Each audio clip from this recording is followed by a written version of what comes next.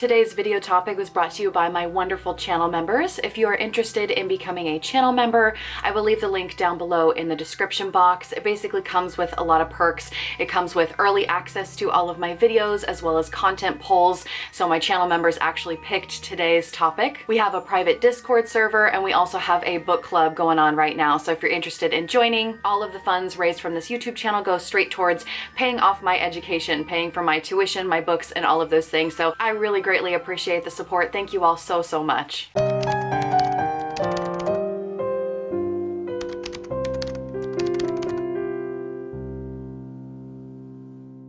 Hello everyone. Today I want to talk to you about using psychological archetypes in your occult practice or in your witchcraft practice. This is a video I've been wanting to make for a really long time, and this video was actually inspired by Kellyanne Maddox. She did a video, I think about 3 months ago, where she discussed the archetypes of herself, and she talked about the different archetypes inside her mind that she uses for various purposes. So I will link her video down below in the description box. It was a fascinating video. I loved it. I definitely recommend you watch it. But I've been working with psychological archetypes for a really long time, and that video finally inspired me to sit down and write out how I wanted to do this video. So I think in Kellyanne's video she talks about internal family systems and then her own archetypes. In my video I really wanted to talk about Carl Jung. I wanted to start with his concept of psychological archetypes, and then I want to move to a more modern take on archetypes, as well as how to use these archetypes in ritual, which includes astral work, and I kind of use psychological archetypes like servitors, but we'll get to that. And then at the end of this video, I will be sharing my own personal archetypes so that maybe it will help you identify some of the archetypes that may be existing in your own mind. So let's just dive right into it. Carl Jung was a Swiss psychiatrist, and he lived from 1875 to 1961. And a lot of his work as a psychiatrist was really the foundation of a lot of different concepts in modern psychology. Most people in the mundane world who don't practice magic or the occult or any sort of esoteric traditions know him as just the psychoanalyst part. He was a psychologist that did a lot of stuff and was really foundational for a lot of psych practices that we have today. But what some people don't know is that he was also an occult practitioner. He was very much interested in esoteric traditions. He was interested in seeking out the deeper meaning of life. And so a lot of people that are occultists or witches or anyone that's into esoteric traditions, a lot of us really gravitate to Carl Jung's work because it's so interesting. He really does take psychology to another level of magic and mysticism. And I think that was actually the falling out between him and Freud, because Freud was not into that. Carl Jung was very much into the woo-woo, and Freud did not approve. It caused a lot of friction in their relationship because of that. So Carl Jung was really the first person to bring the ideas of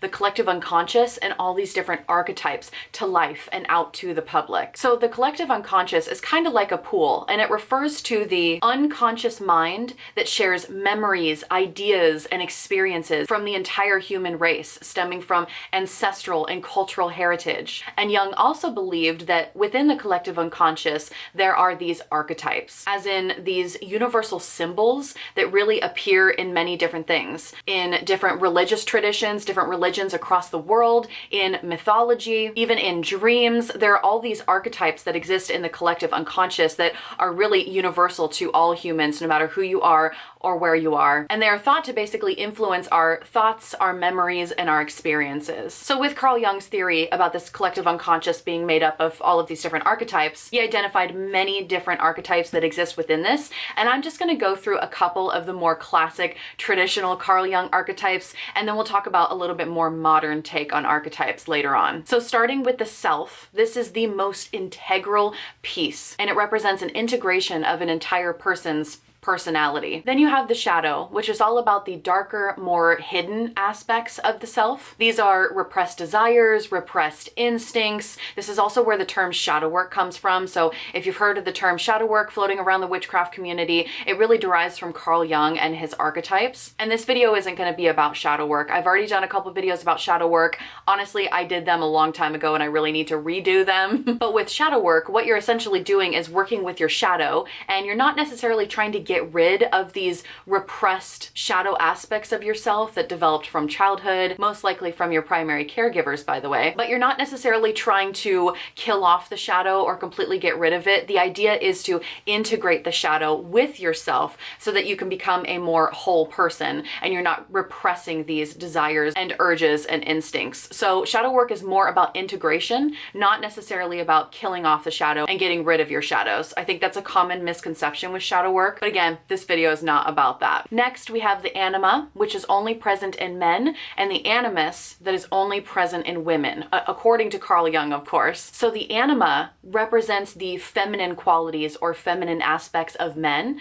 and then the animus in women represents the masculine qualities. So his idea was basically all men have this feminine piece inside of them, and all women have this masculine piece inside of them. Obviously, nowadays, a lot of us have varying different perspectives on sex and gender, but I think it's really interesting to contemplate, regardless of sex, we all have these varying levels of femininity and masculinity within us. Then there is the persona. This is kind of considered the mask or the facade that we present to this outside world. It's kind of the face that we put on after we leave our front door and how we present ourselves to other people. And then we have other archetypes such as the hero, the mother, the father, the child, the wise old man, the trickster. Each one of these has their own set definition. So for example, the hero, it's all about the hero's journey. It's about the individual's ability to overcome strife, overcome these challenges. The mother is associated with nurturing energy, caregiving energy, even protection. The father symbolizes discipline and authority. The child, of course, represents innocence. The wise old man is a figure of wisdom and knowledge. And the trickster is often associated with mischief and disruption. And I think it's important to note that these archetypes are not fixed personalities. They are symbolic representations, and their influence on our psyches can vary. And with Carl Jung's work, he really believed that when we are able to integrate all these different archetypes into our self, into our completed whole self, it creates much more self-awareness and a much healthier, more holistic state of being. Before we move on to a more modern perspective of archetypes, I want to give you a couple book recommendations. If you are someone that's really interested in reading more about Carl Jung's work with psychological archetypes, I recommend going back to the source. So this is The Archetypes and the Collective Unconscious by Carl Jung. It is not an easy read. Nothing by Carl Jung is an easy read, in my opinion. So definitely dense, but if you really want to get into the meat and potatoes, you've got to start with this book. But if you're just interested in Carl Jung in general, not necessarily his thoughts on the collective unconscious and archetypes, but just his work as a psychoanalyst, because he did a lot more than just that. There are two other books that I would recommend to just dip your toe into Carl Jung. These are much easier to approach and a lot easier to read. So this one is called Jung, The Key Ideas, and this is by Ruth Snowden.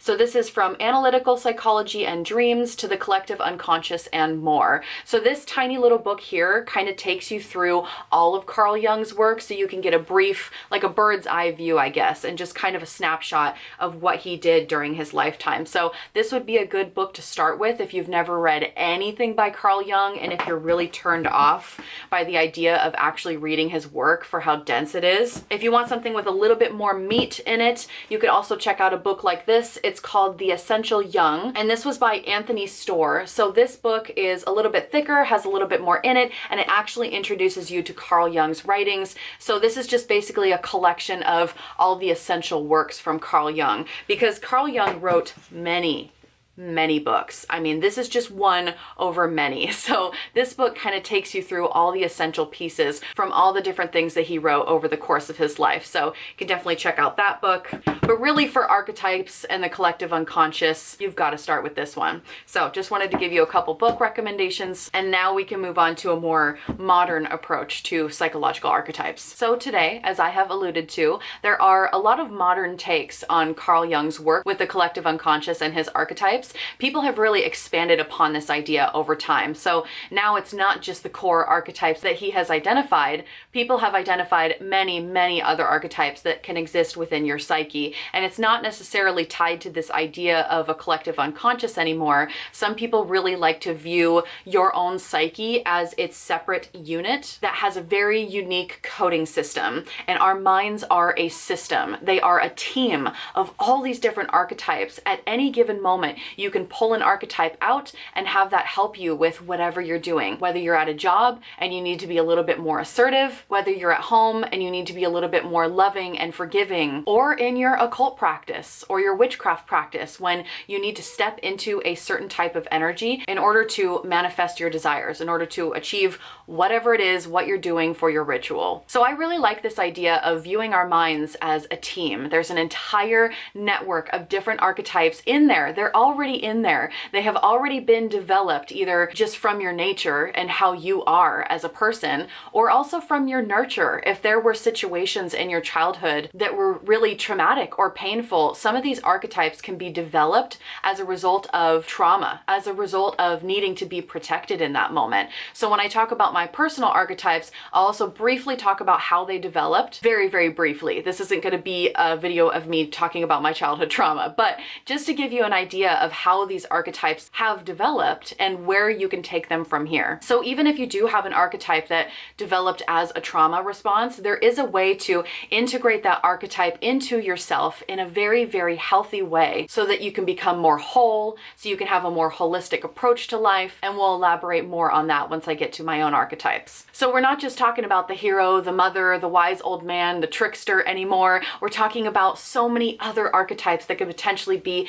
in your psyche. For example, I have one archetype called the mad scientist, whom I will talk about a little bit later, but that is a very modern take because Carl Jung doesn't necessarily have the mad scientist as an archetype in the collective unconscious, but I use this archetype in my own psyche as a part of my own system, my own team. There are also other ideas such as Kelly on Maddox's video was fantastic because she talked about the internal family systems, as I mentioned previously. And internal family systems, it's basically this idea that your psyche is a system and you have these protective and wounded inner parts that are driven by a main self. So internal family systems, I think that's a very specific subcategory of psychology. I think it's a specific form of therapy, but that's just another example of modern day psychologists viewing your mind as a whole system of different voices, different personalities, different wounds that need to be integrated, etc. So for example, let's talk about the inner child or even the inner teenager, because I feel like a lot of people don't talk about the inner teenager. We hear a lot about inner child work, but not necessarily inner child and inner teenager. But the inner child and the inner teenager can also be broken down into different parts. You can have one aspect of the inner child or inner teenager be really playful and full of life and really excited about new possibilities. There is this sort of naive innocence to it. It can be this really happy energy. Or you can also have another part of the inner child or the inner teenager that's really wounded and really angry or feeling neglected, in which case those are the parts that you would typically want to do some shadow work around to really integrate that into your whole self. But that just gives you a different idea about the different facets to one particular archetype. So the first step of working with psychological archetypes, particularly in an occult space or in a witchcraft space, is to identify what your archetypes even are in your own mind. And this can take a lot of introspection to even figure out what they are. It takes a lot of time of assessing your patterns and seeing how you respond to stressful situations or how you react in different scenarios. It's very easy to identify our archetypes as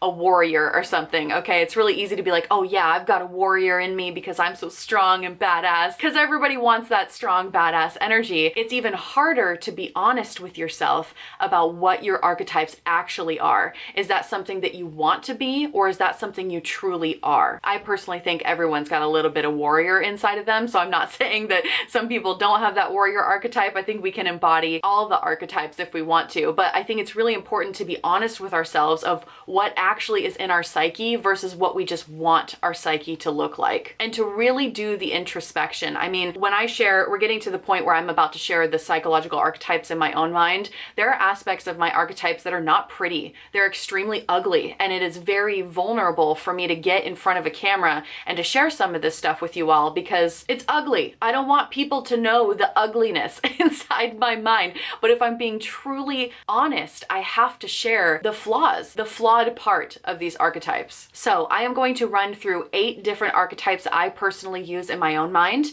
Feel free to use the timestamps on this video to skip if this part is not interesting to you, because I am going to be talking about myself, but I find that by giving examples like this, it really does help kind of put things in perspective, and it can help other people identify what feels authentic to them and what maybe doesn't. present. And Kellyanne, if you're watching this, we do actually share some of the same archetypes, not all, but I will say some of them are very similar, which is so funny. I find that like a lot of us in the witchcraft community will probably share a lot of similar archetypes, so I'm sure you'll be able to resonate with some of these. But yeah, use the timestamps to skip these 8 archetypes if you're not interested in hearing this part. I'll end this video with how to actually use them in ritual. So let's start this section out by playing a little game. I actually have 3 different archetypes that are fronting at this moment in order to film this video and have it be what I want it to be. And what do I mean when I say fronting? I really kind of want to clarify that a little bit further. So I imagine it like driving a bus. Whatever archetype is in the driver's seat of driving this vessel, this entire human, that archetype is currently fronting. It is pulled from the back to the front and it is now running the show. And so I have 3 archetypes that I have pulled to the front in order to film this video. I have 1 archetype that's in the driver's seat, and then I have 2 co-pilots in the back, one on the left shoulder, one on the right shoulder. So the game that we're gonna play is this. As I go through my psychological archetypes, try to guess which 3 are fronting for this particular video, just for fun because I think it's interesting. So the first archetype, let's go through all 8 of these. The first archetype for me is the mad scientist, as I already mentioned previously. This archetype is excellent for genius energy. The mad scientist is extremely intellectual, extremely philosophical. He's very experimental to the point of madness. He has no regard for his physical safety whatsoever because he basically wants to touch God. He wants to do some incredible things. And so one of the flaws of this mad scientist archetype is that he has no regard for safety whatsoever. He's also extremely arrogant and honestly kind of ignorant. If I'm being fully honest with myself, when I have the mad scientist fronting, and again, the mad scientist is not me, it's just an archetype that lives in my psyche. So myself is in control at all times. But when my mad scientist comes to the front and starts driving, I do have to be careful with him because he can be really arrogant and ignorant and honestly rude. If someone were to give me a piece of advice that I did not ask for, the mad scientist could come up to the front and be extremely disgusted and scoff at that advice because I do not need advice from anybody. Unless I explicitly ask for advice, I do not want advice from people. And I know that comes from my mad scientist archetype, thinking that he's smarter than most of the population. To clarify, I am not smarter than most of the population, obviously, but it's this level of arrogance and complete ignorance that this mad scientist archetype can think that he is the smartest person in the room. And I say he, I'm gonna probably say he, she, and they a lot, by the way. This is not the same for everyone, but for me, I have a lot of different archetypes that are she's, they's, and he's. It's just how it works. It's just how it makes sense in my brain. I don't really care what anybody else does in their brain, but you may hear me refer to some archetypes as a he, some as a she, and some as a they. So the mad scientist, he reminds me a little bit of the magician card in tarot for all the tarot readers out there. Very arrogant, but very, very capable. I love bringing in the mad scientist when I want genius energy, when I want intellectual energy, when I'm sitting down to do my writing projects, I always bring the mad scientist forward. When I'm doing mind spells, when I'm studying for exams in school. He's brilliant. He really is brilliant, and I enjoy working with this archetype quite a bit. And I can even use the arrogance and ignorance a little bit to my advantage because let's say I'm doing a confidence spell or something and I want to make myself really confident despite the fact that other people may not like me or whatever. If I just want complete blind arrogance and ignorance and I just want to go into a situation being super confident no matter what other people say,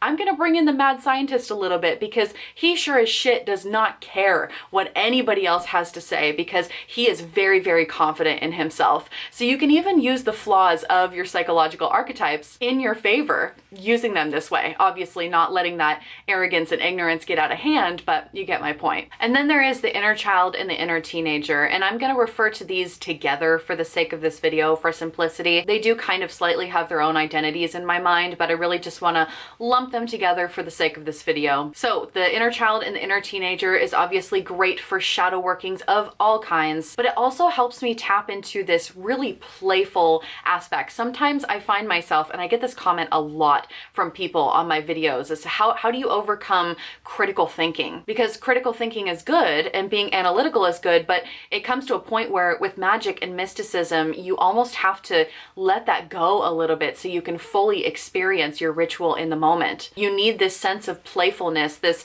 sense of creativity and wonder. That's so important for occult rituals. rituals. And I tend to be a very critical person. I tend to be very analytical. So bringing in my inner child and bringing in my inner teenager for that sense of play, that naive, childlike innocence, it's really fun. And it really does give me good results when I'm doing more uplifting, happy rituals. Or even when I'm working on my psychic abilities and I need to just let go of my inner critic, that level of inner criticism that's telling me that none of this is real and it's all bullshit and it's all fake. I harness that childlike wonder and really quiet the inner critic by tapping into the inner child and the inner teenager. But also, there are wounded parts to the inner child and the inner teenager from trauma that I went through as a child, trauma I went through as a teenager. And the flaws of these archetypes is that they can be extremely immature. There can be moments where something happens in my mundane life and I am instantly thrown back. The inner child comes forward or the inner teenager comes forward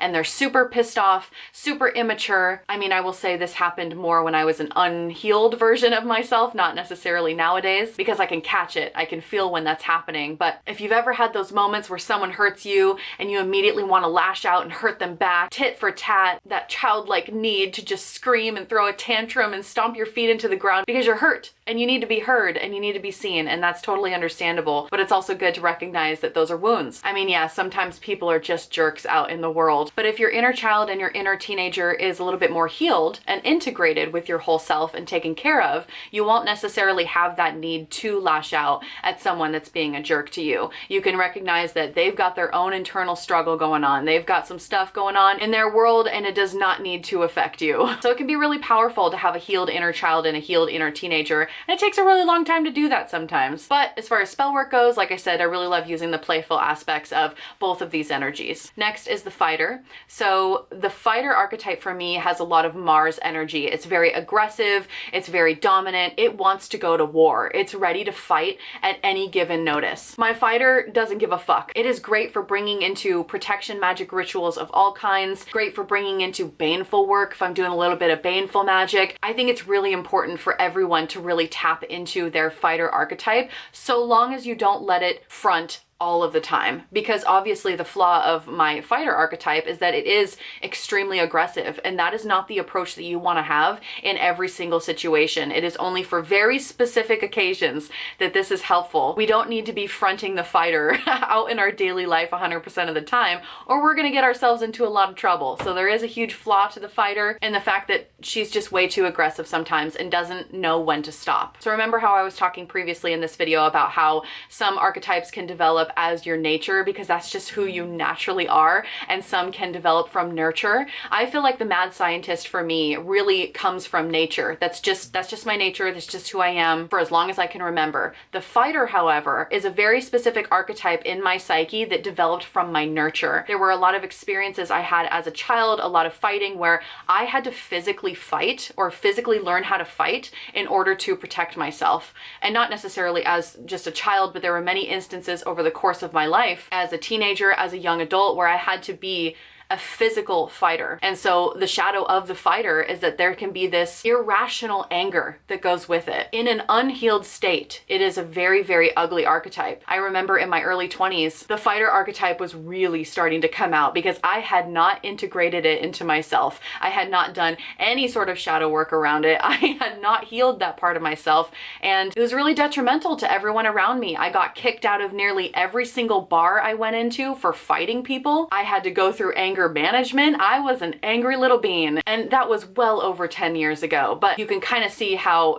developing from these situations in your childhood or teenage years, how every archetype really does have its pros and its cons. Then there is my hopeless romantic archetype. She is part of my nature. She did not develop from my nurture. She is just pure nature as far as I can personally identify. But the hopeless romantic, she really sees the life through rose-colored glasses. She is extremely passionate. She's extremely creative and optimistic. She would give anything for anyone. She is just very forgiving and loving. She is great for using in workings that relate to love and beauty and relationships. So any sort of, if I'm going to sit down and do a ritual to enhance the passion in my relationship or something, I'm going to be bringing that hopeless romantic to the front and have her front as I do my ritual. Now flaws, of course, because we've established that pretty much every archetype has flaws. She is not grounded in any sort of practicality lady. She is not practical whatsoever. She is extremely emotional. She is very moody and sensitive. And when her needs are not met, as in her level of passion is not matched, because hopeless romantic, she's very, very intense. And if she doesn't have that intensity matched by someone else, she's disappointed. She also gives second, third, fourth chances to people that don't deserve it. Hopeless romantic will say, oh, you've hurt me once? Oh, well, you can continue to hurt me over and over and over again because I have an abundance of love and passion to give. And so she is very, very easily abused. And this is an archetype that I only want to bring out for very specific rituals because she lacks that ability to critically think. Next is the healer. So he comes in handy anytime that I am going to do some sort of healing spells. I'm also a medical intuitive, so when I'm working on patients, I really have the healer front a lot. I pull the healer to the front and I work on patients and assess them with that archetype in mind. The flaw of the healer is that sometimes he takes on way too much. He wants to heal everyone and to save everyone, almost has this martyr complex where he will take a lot of abuse and he will attempt to fix and save people that don't want to be fixed. He will also continuously heal other people at the expense of himself, meaning that when my healer is fronting, I know that I need to take breaks often because I will just go and go and go. I will continue trying to heal people, trying to save people, trying to make people feel better at the expense of my own energy levels. And I stop taking care of myself and doing the things that I need to do in order to be a good healer. Because in order to heal other people, you need to be healed yourself, at least to some degree. I know humans aren't perfect. It's a journey. It's a work in progress, but you really have to be taking care of yourself first before you can attempt to heal and help other people. And so my healer, he tends to kind of forget that aspect a lot and just go into healing mode and wanting to help other people without any sort of regard for what's going on in this human vessel. But otherwise, in magical workings, he's fantastic for healing spells of all kinds. I also pull him to the front when I'm about to do some self-love. I definitely use him with the hopeless romantic for self-love rituals. I really like pairing archetypes together, so the healer and the hopeless romantic really pair together a lot. They enjoy working together. They vibe really well together, and then I can do all of my self-love workings. The prophet is an archetype that I use extremely sparingly. So this prophet is kind of like this creature that has no gender. I don't even know how to explain it. It's this archetype inside me that really connects me to my psychic abilities and to source, to spirits, or the spirit realm in general. And so when I pull the prophet up to the front of my brain, I use the prophet a lot in divination. So if I'm sitting down to do tarot cards, or if I'm wanting to talk to a spirit or gain some insight or do some dream work and things like that, I will bring the prophet to the front. But again, I use the prophet very, very sparingly because it is not grounded at all in this earthly plane. And I find that if I spend too much time in the prophet, I lose all sense of reality. I really do start to disconnect from this physical plane, and it's not healthy. You have to have a good balance of grounding yourself in the earthly plane if you're going to do a lot of spiritual work. Otherwise, you're just going to fry yourself, and that's just not good. There was a point in my life where I was using the prophet a lot when I really was excited about my psychic abilities and wanted to develop them as fast as possible. The prophet was fronting a lot of the time. I would go about my mundane life with the prophet sitting right in the driver's seat, and it was exhausting, and I was not mentally healthy whatsoever. I got to a point where I was lucid dreaming a ton. I would lucid dream a lot to try to get divine messages or prophetic messages of some kind, and it got to a point where I had lucid dreamed so much I couldn't really identify when I was awake and when I was asleep. So even though I was awake and going around my mundane life, I wasn't quite sure if I was still lucid dreaming or not. And so that's kind of where the prophet gets out of hand. It's been taking the front, the driver's seat, way too much, and I need to spend my time in more grounding archetypes. The Sensory Enthusiast is one of my favorite archetypes to work with.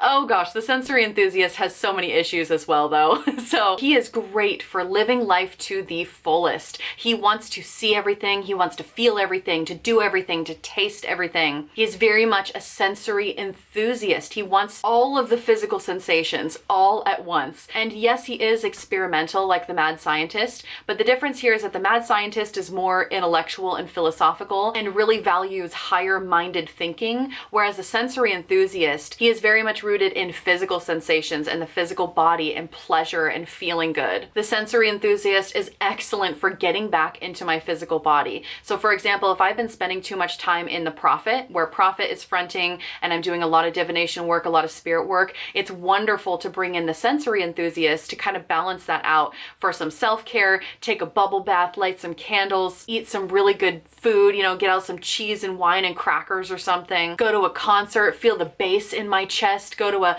carnival and get on a roller coaster ride and have it whip me around. I mean, anything for the endorphins, the physical sensations of being alive and being human. Now the flaw of the sensory enthusiast is that he has extremely addictive behavior, very addictive behavior to shopping, spending too much money, eating too much food, drinking alcohol. I mean, it can go downhill real fast if he is in an unhealthy state. Basically, where the sensory enthusiast stems from, because this is another product of my nurture, not necessarily my nature, he stems from my depression. I struggled with depression for a really, really long time. I've mentioned before in my videos that I feel like I basically came out of the womb having an existential crisis. I am thinking about death and life constantly. It's just thoughts are spinning in my head. And then paired with my depression from various events in my life, I couldn't escape my thoughts. I couldn't escape just the asylum that was in my head. And so the sensory enthusiast was born out of me needing to get purely into my physical body and out of my head. But it was almost a little bit of escapism. It was definitely escapism where the sensory enthusiast wanted to just shut my mind off and to shut those thoughts up. So the sensory enthusiast absolutely has escapist tendencies,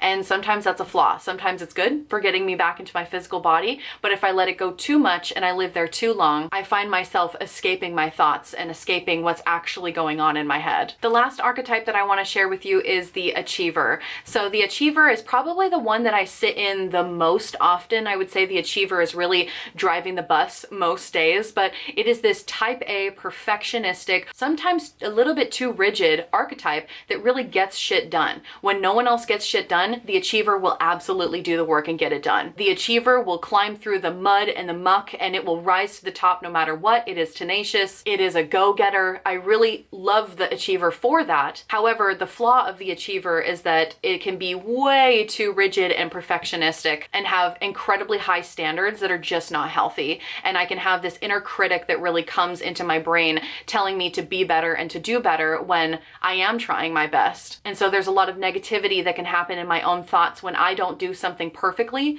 The achiever comes out and says, "Why are you not perfect? You could be a lot better than this. What's wrong with you?" And that is when the achiever is sitting in its unhealthy state. And so it's really good, of course, to have all of your archetypes in the most healthy state as possible. So with the achiever, I am extremely hard on myself, but I feel like the achiever also gets a hit of dopamine every time I complete a task, every time I get shit done. It really does feel good to have, when the achiever is acting in a healthy way and there isn't the negative self-talk, it really does feel good to have the achiever present pretty much in anything that I do. So the achiever stems from two different things. I have identified two different things that really have contributed to the development or the birth of the achiever. And the first thing is people who have a tendency to really like having control are typically people who did not have any control in their childhood and it was detrimental to their development. So there was something that was going on in their childhood that they could not control whatsoever. And so the act of having control over your environment is a defense mechanism and it means safety.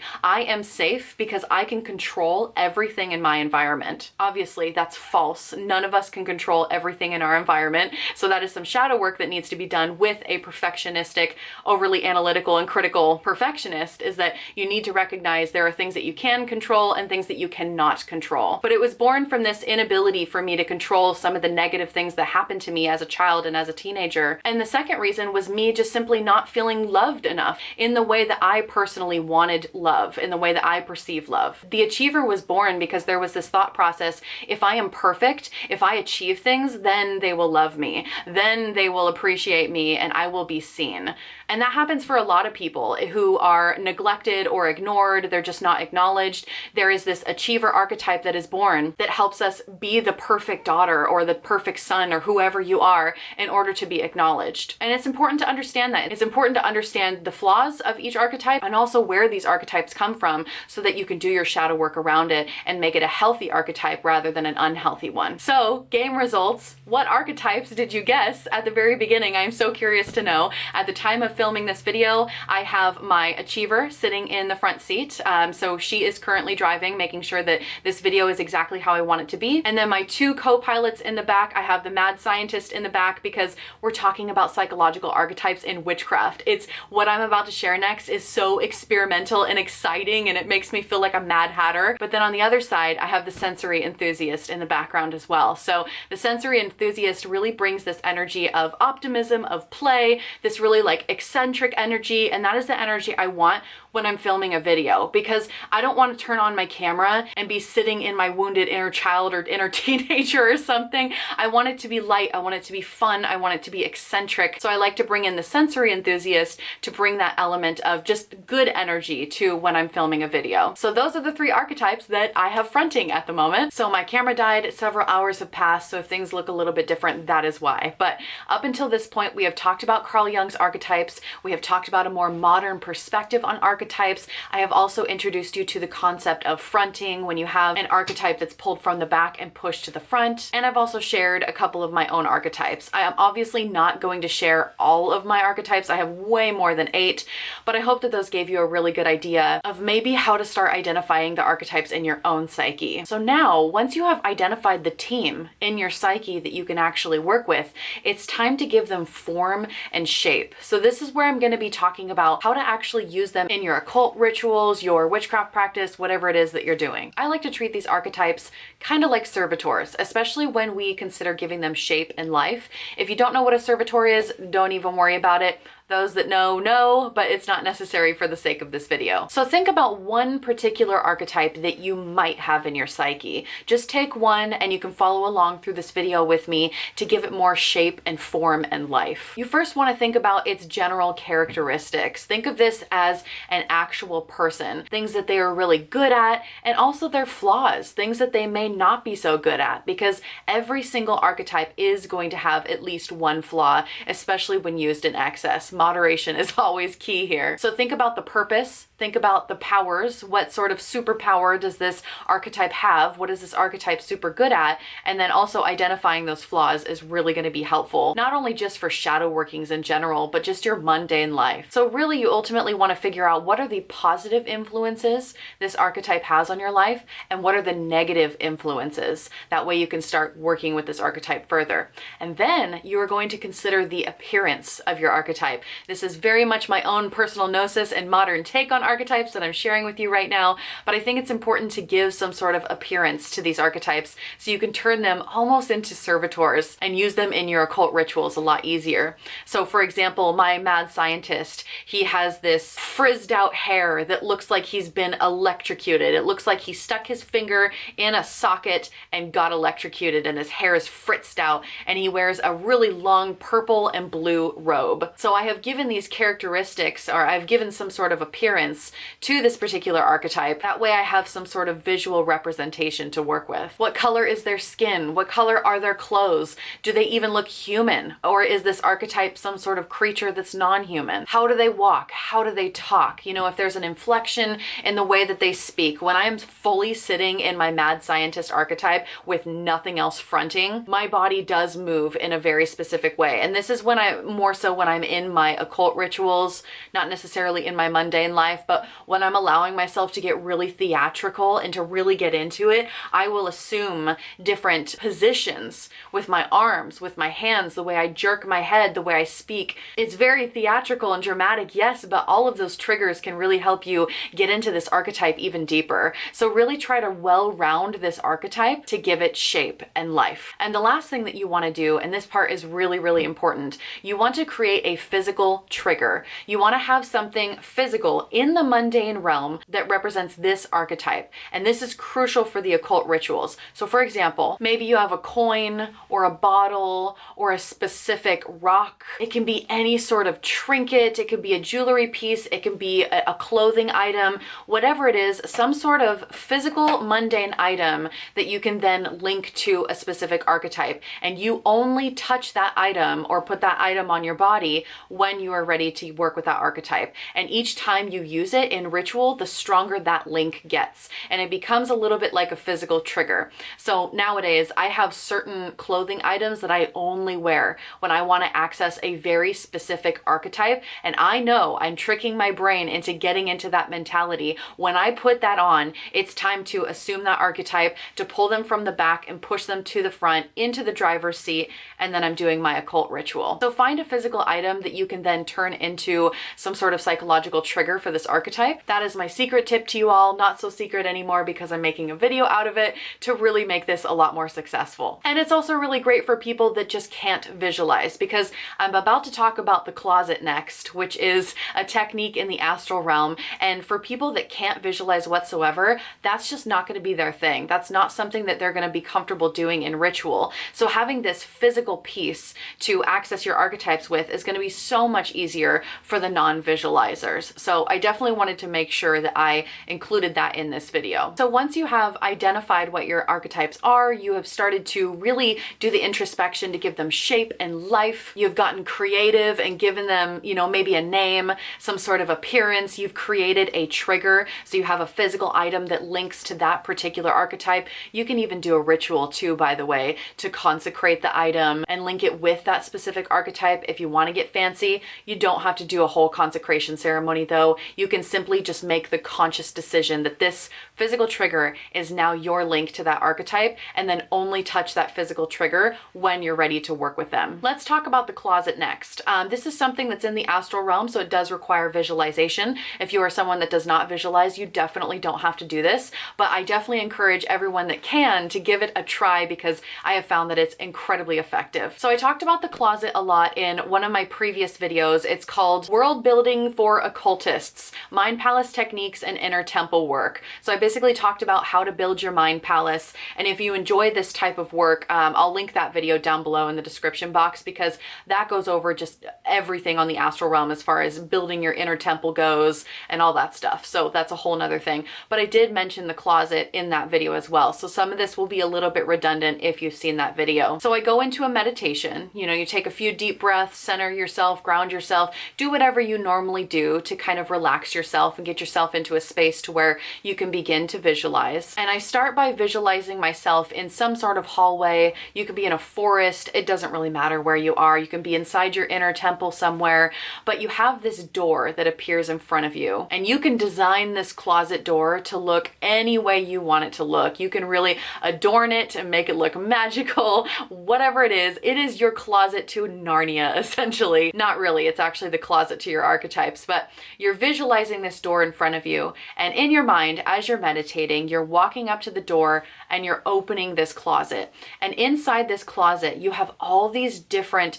outfits hung up, and each outfit represents a different psychological archetype. So this is why it's important to give your archetype shape and form, and to really figure out, what are they wearing? What kind of skin do they have, you know? So that way when you're going into your closet, you can see this little, sounds kind of creepy and decrepit, but let's say a purple skinned being hanging with a green cloak, and you know that that is your version of your mad scientist or whatever. And so you visualize yourself going into the closet and actually putting on that clothing or that persona, putting on a different set of skin and assuming that being and everything it means to be that energy. And so with my occult rituals, when I'm sitting down to do something, I will take a few moments to breathe deeply, center, ground my energy, and I will go to my closet. I will visualize opening the door, picking out whatever archetype it is that I want to work with, visualizing myself putting it on, and then when I go back to my occult ritual in front of me on this desk, I am now that archetype. That archetype was pulled from the back to the front. They are sitting in the driver's seat and running this spell. And you can have multiple archetypes pulled to the front at the same time if you want to. Like I mentioned, I had one in the driver's seat, and then I had two kind of being co-pilot, one on the left shoulder, one on the right shoulder. You do want to make sure, of course, that when you're done with your ritual, whatever it is that you're doing, that you visualize yourself going back to the closet, taking off the skin, taking off the outfit, and being back to your most holistic, integrated self. So you're not just walking around sitting in one archetype, it's unfinished business and it might feel weird. So make sure you do some sort of closing out ceremony, whatever that looks like for you. So it's very, very simple to work with these archetypes when you actually have them identified. I think the hardest part of this entire process is just identifying what your team is, what your system even looks like in your own brain coding. And then once you've done all that hard work, it's very easy. I mean, I can have a ring that I have consecrated to, let's say, relate to my hopeless romantic archetype. And when I want to channel her, all I have to do is put that ring on. I don't even have to do any visualization if I don't want to. That's an additional step that I do for my occult rituals. But if I'm just going about my day and I want to bring in the hopeless romantic, I'll just put that ring on that I have consecrated for her and then continue about my day. Or maybe there's a situation where I need to be a little bit more combative and I want to bring my fighter in. You know, there's different makeup styles that I could be doing for the fighter, or hairstyles. I mean, you can really make these physical triggers or physical cues anything that you want it to be. So I hope that was helpful. I would love to hear what your psychological archetypes are in the comments below. I'm always curious to know about different brain codings and to see if we have similar ones or if maybe you have something different. Thank you so much for watching this video. I'll see you all in another video soon. Bye everyone.